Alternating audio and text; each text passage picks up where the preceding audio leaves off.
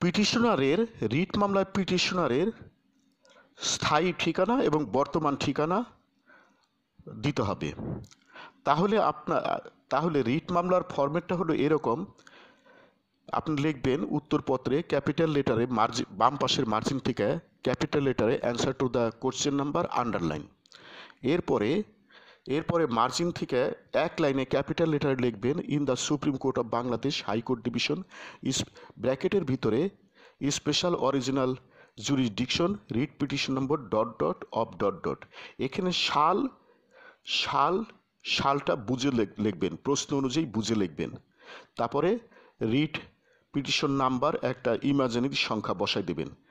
তারপরে ক্যাপিটাল লেটারে in the matter of underline লিখবেন an application under article 102 of the constitution of the people's republic of Bangladesh and in the matter of capital letter underline. এরপরে আপনি পিটিশনারের নাম এবং অ্যাড্রেসগুলো লিখবেন এবং এক্ষেত্রে স্থায়ী অ্যাড্রেস এবং প্রেজেন্ট অ্যাড্রেস লিখবেন। এখানে Rafiq Mia son of dot dot of dot dot of village dot dot police station dot dot district dot dot. এখানে ইমাজিনারি একটা পরিপূর্ণ ঠিকানা লিখবেন, স্থায়ী এবং বর্তমান ঠিকানা। তারপরে পিটিশনারের নিচে আন্ডারলাইন দিবেন ভার্সাস ক্যাপিটাল লেটার। তাহলে এখানে এই মামলায় আমরা দেখতেছি চারজন রেসপন্ডেন্ট প্রতিপক্ষ। এক নম্বরে লিখবেন the government of the people's republic of Bangladesh, গভর্নমেন্টের জিটা বড় হাতের হবে, কমা রিপ্রেজেন্টেড বাই দ্য সেক্রেটারির এসটা বড় হাতের হবে, কমা মিনিস্ট্রি অফ ফিশারি, মিনিস্ট্রির এমটা বড় হাতের হবে, ফিশারির এফটা বড় হতে হবে, অ্যান্ড লাইভ স্টক এই যে এলটা লাইভ স্টকের এলটা বড় হাতের হবে, কমা বাংলাদেশ সেক্রেটারিয়েট, কমা শাহবাগ, কমা ঢাকা। 2 নম্বরে হবে secretary, comma ministry of land, Bangladesh secretariat, Ramna, Dhaka. 3 নম্বরে ডেপুটি কমিশনার নেত্রকোনা। 4 নম্বর উপজেলা নির্বাহী অফিসার মোহনগঞ্জ উপজেলা, কমা নেত্রকোনা। তারপরে রেসপন্ডেন্টস লেখে আন্ডারলাইন দিবেন। And in the matter of, এখানে হলো কস্ট টাইটেল। রিটের কস্ট টাইটেলটা একটু ভালো করে খেয়াল করেন। রিটে সব কস্ট টাইটেল এই ফরম্যাটে হবে। Order white memo number dot dot.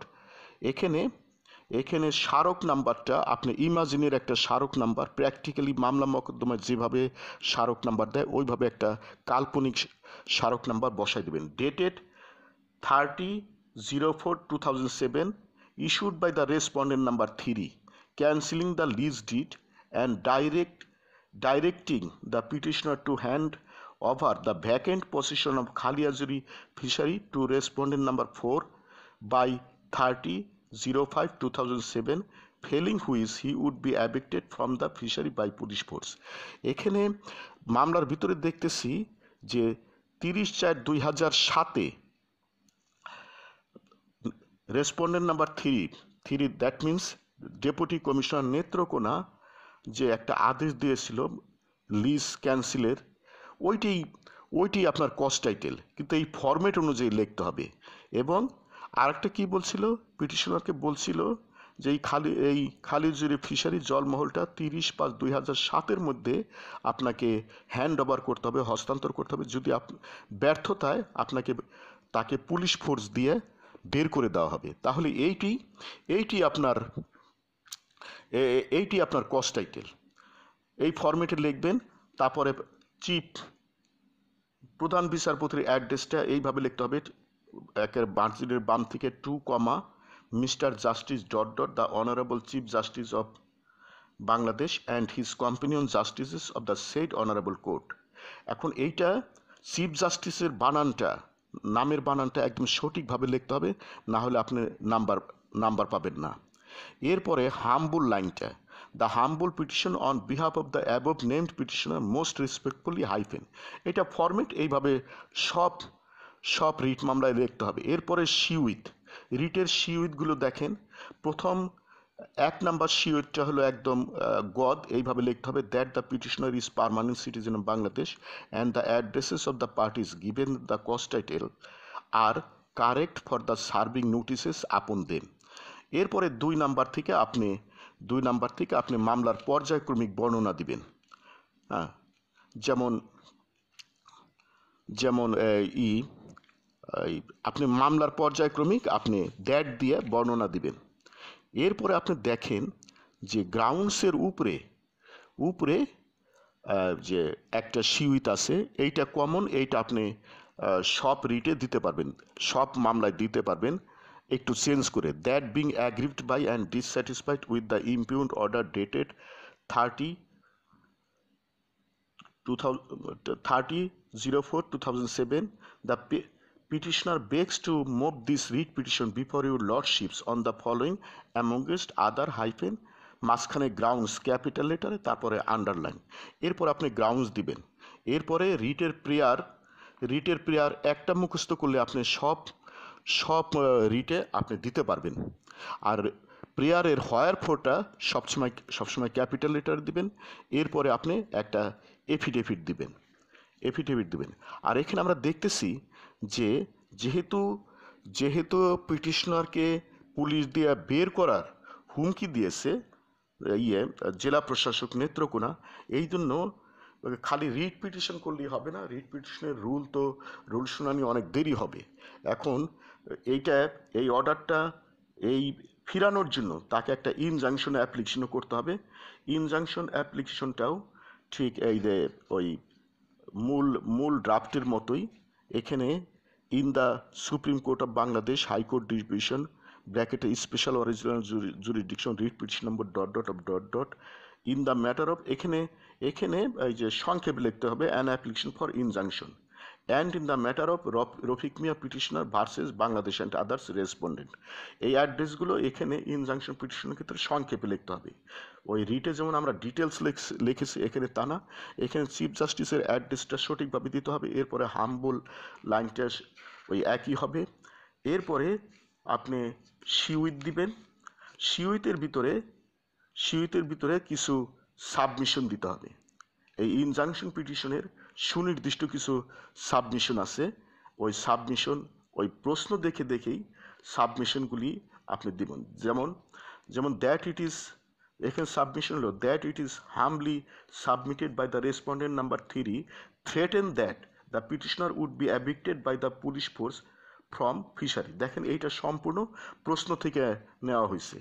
তারপরে দেখেন আর একটা সাবমিশন হলো that it is humbly submitted if the petitioner abstains from the fishery, the purpose of filing this writ petition will be frustrated, and as such it is necessary to pass an order of injunction against the respondent by your lordship.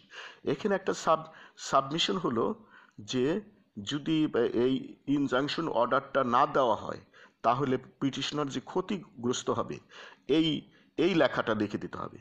তারপরে আরেকটা ইনজাংশনের ক্ষেত্রে এই বিষয়টা দিতেই হবে সিউইতে, that the petitioner has prima facie and arguable case and he will suffer irreparable loss and injury if the injunction would not be granted by this honourable court. আরেকটা বিষয় যে যদি এই ইনজাংশনটা অর্ডারটা না দেওয়া হয় তাহলে পার্টি ক্ষতিগ্রস্ত হবে এবং পার্টির প্রাথমিক প্রাইমা ফেসি আছে, মামলায় প্রাথমিক প্রাইমা ফেসি আছে, এইটা সিউইতে বলতে হবে। তাহলে ইনজাংশন সিউইতে মামলার পর্যায়ক্রমিক বর্ণনাও থাকে আর কিছু সাবমিশনও থাকে, ইনজাংশনের বিশেষ সাবমিশন যেগুলি প্রশ্ন থেকেই লেখা যায়। এরপরে আপনি প্রেয়ারটা লিখবেন।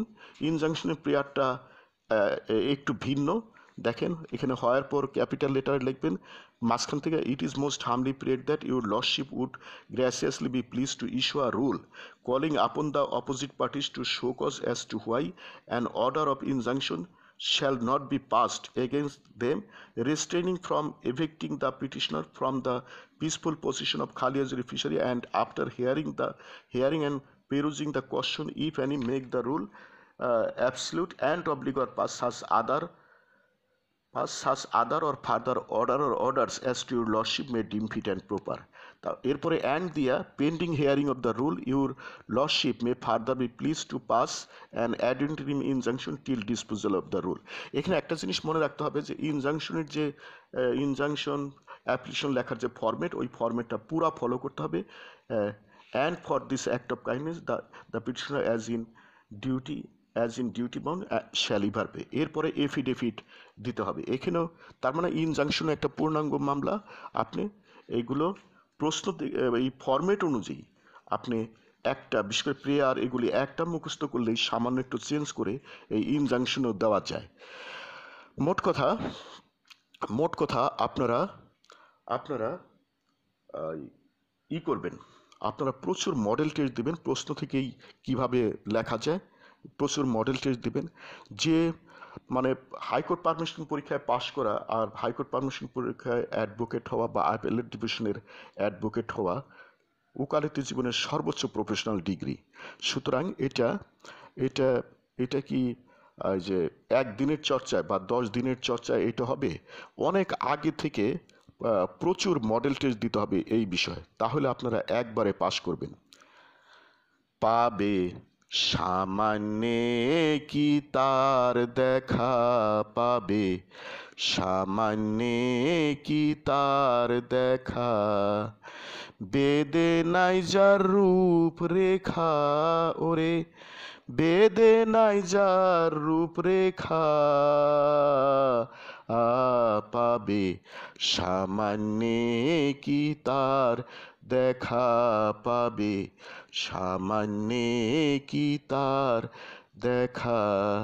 কেউ বলে পরম মিষ্টি, কারো না হইল দৃষ্টি, কেউ বলে পরম মিষ্টি, কারো না হইল দৃষ্টি, বরাতে দুনিয়া সৃষ্টি, বরাতে দুনিয়া সৃষ্টি, তাই নিয়ে লেখা জুখা তোমার, তাই নিয়ে লেখা জুখা, পাবে সামান্যে কি তার দেখা পাবে, সামান্যে কি তার দেখা, বেদে নাই যার রূপ রেখা, ওরে বেদে নাই যার রূপ রেখা, পাবে সামান্যে কি তার দেখা পাবে, সামান্যে কি তার দেখা।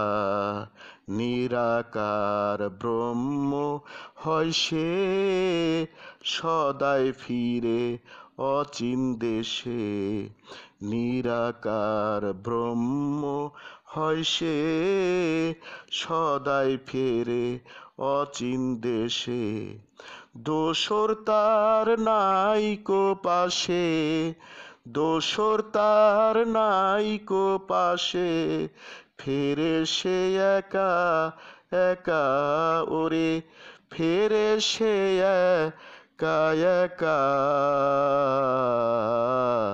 পাবে সামান্যে কি তার দেখা পাবে, সামান্যে কি তার দেখা, বেদে নাই যার রূপ রেখা, ওরে বেদে নাই যার রূপ রেখা, পাবে সামান্যে কি তার দেখা পাবে, সামান্যে কি তার দেখা। কিঞ্চিৎ ধ্যানে মহাদেব সে তুলনা কি আর দেব, কিঞ্চিৎ ধ্যানে মহাদেব সে তুলনা কি আর দেব, লালন বলে গুরু ধরো, লালন বলে গুরু ধরো, যাবে রে মনের ধুকা তোমার, যাবে রে মনের ধুকা, পাবে সামান্যে কি তার দেখা পাবে, সামান্যে কি তার দেখা, বেদে নাই যার রূপ রেখা, ওরে বেদে নাই যার রূপ রেখা, পাবে সামান্যে কি তার দেখা পাবে, সামান্যে কি তার দেখা। স্বর্ণ মহামূল্যবান, স্বর্ণ মহামূল্যবান, লক্ষ লক্ষ টন লক্ষ লক্ষ টন মাটি খনন করে সামান্য একটু স্বর্ণ পাওয়া যায়। একটি উট একবারে খাওয়া যায় না, টুকরো টুকরো করে অনেক উটি খাওয়া যায়। ছোট ছোট বালুকণা বিন্দু বিন্দু জল গড়ে তোলে মহাদেশ, সাগর অতল। আসলে যে কোনো একটা বড় কাজ, যে কোনো একটা কাজ যত টুকরো টুকরো করে করা যাবে, যত আগে থেকে টুকরো টুকরো করে করা যাবে, তত কাজটা সহজ হবে, সুন্দর হবে এবং সঠিক হবে। আর একটা বিষয় যে যে সেটা হলো, আপনারা, এইটি হলো কাজের মূলনীতি, যে কোনো কাজের মূলনীতি। আপনারা পরীক্ষার পূর্ব পর্যন্ত প্রশ্ন থেকেই কিভাবে পরিপূর্ণভাবে ড্রাফট লেখা যায়, lecture matter, high court permission test, প্রশ্ন হতেই সম্পূর্ণ ড্রাফট লেখা শেখা। আমরা এখন একটি হাইকোর্ট পারমিশন পরীক্ষায় এসেছে এইরকম একটা প্রশ্ন প্র্যাকটিক্যালি স্টাডি করব এবং প্রশ্ন হতেই কিভাবে ড্রাফট লেখা যায়, সম্পূর্ণ ড্রাফট লেখা যায়, তা ভালোভাবে শিখব। এবং বিজ্ঞ আইনজীবী বন্ধুগণ, আপনারা বাসায় প্রচুর মডেল টেস্ট দিবেন এই প্রশ্ন থেকে কিভাবে ড্রাফট লেখা যায়, সম্পূর্ণ ড্রাফট লেখা যায়। পরীক্ষার পূর্ব পর্যন্ত প্রচুর মডেল টেস্ট দিবেন, তাহলে আপনারা প্রশ্ন থেকেই সম্পূর্ণ ড্রাফট লিখতে পারবেন। এই জন্য প্রচুর পড়াশোনা করার দরকার নেই, শুধুমাত্র 5 নম্বর পেলেই তো হয়। পরীক্ষা তো ফার্স্ট হওয়ার দরকার নেই, শুধুমাত্র 5 নাম্বার। এই 5 নাম্বারের জন্য তো বেশি পড়াশোনা দরকার হয় না। তাহলে ঠিক আছে, আমরা এখন একটা প্রশ্ন নিয়ে এই বিষয়ে বিস্তারিত আলোচনা করি। একটা প্রশ্ন এসেছিল 2007 সালের মে মাসের 25 তারিখ, 2007 সালের নভেম্বর মাসের 30 তারিখ এবং 2009 সালের জুলাই মাসের 25 তারিখে হাইকোর্ট পারমিশন পরীক্ষা হয়েছিল। ওখান থেকে আমরা একটা প্রশ্ন নিয়ে আলোচনা করি। দি ডেপুটি কমিশনার নেত্রকোনা, তার মানে হলো ডেপুটি কমিশনার মামলার একটা পার্টি। ডেপুটি কমিশনার নেত্রকোনা মামলার একটা পার্টি অন 16/2/2005। এই তারিখটা খুবই গুরুত্বপূর্ণ। এই তারিখটা বুঝে বুঝে মামলার ভিতরে দিতে হবে। এই তারিখটা বুঝে বুঝে মামলায় অনেকগুলো তারিখ দিতে হবে। Granted lease of Khaliajuri fishery in Netrokona district to Rafiq Mia for a period of 3 years, 2005 to 2008, at an annual rental of taka 2 lakh, and inducted Rofik Mia in possession on payment of the first installment amounting to taka 50,000. দেখেন, এটার বাংলা অর্থ হলো, নেত্রকোনা জেলার Khaliajuri fishery Netrokona জেলা প্রশাসক 16/2/2005 তারিখে বার্ষিক 2 লক্ষ টাকায় 3 বছরের জন্য 2005 থেকে 2008 রফিক মিয়াকে ইজারা প্রদান করল। তাহলে এখানে দেখা যায় লিজ গ্রহীতা রফিক মিয়াও একটা পার্টি এবং প্রথম কিস্তির 50,000 টাকা জমা দেওয়ার পর রফিক মিয়ার নিকট দখল হস্তান্তর করল। প্রথম কিস্তির 50,000 টাকা জমা দেওয়ার পর রফিক মিয়ার নিকট দখল হস্তান্তর করল।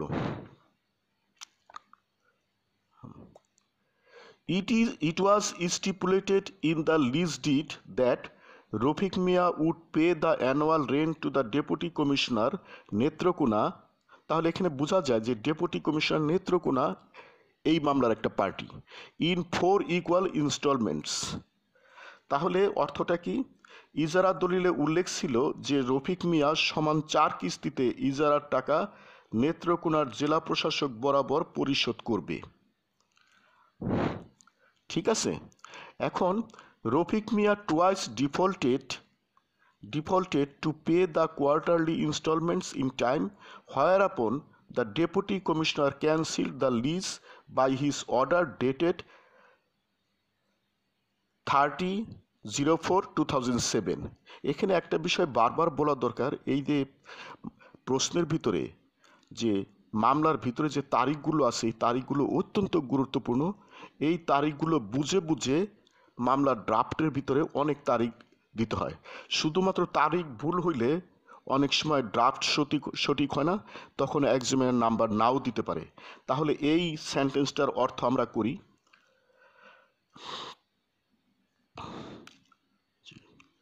রফিক মিয়া 2 কিস্তি টাকা সময় মতো পরিশোধ করতে ব্যর্থ হলে নেত্রকোনার জেলা প্রশাসক 30/4/2007 তারিখের আদেশে রফিক মিয়াকে কোনো রকম শুনানির সুযোগ প্রদান ছাড়াই ইজারা বাতিল করল।